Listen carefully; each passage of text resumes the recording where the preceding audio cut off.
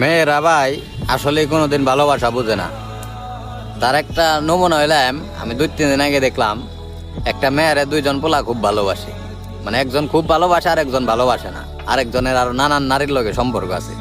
কিন্তু ভাই ওই মেয়েটা ওই যে যেটা মনে করেন 12 ভাতারি ওরেই ভালোবাসে, মানে ওরেই ভালোবাসো, কিন্তু যে পোলাটা ওরে অনেক ভালোবাসে ওই পোলাটার অনুভূতিটা বুঝে না।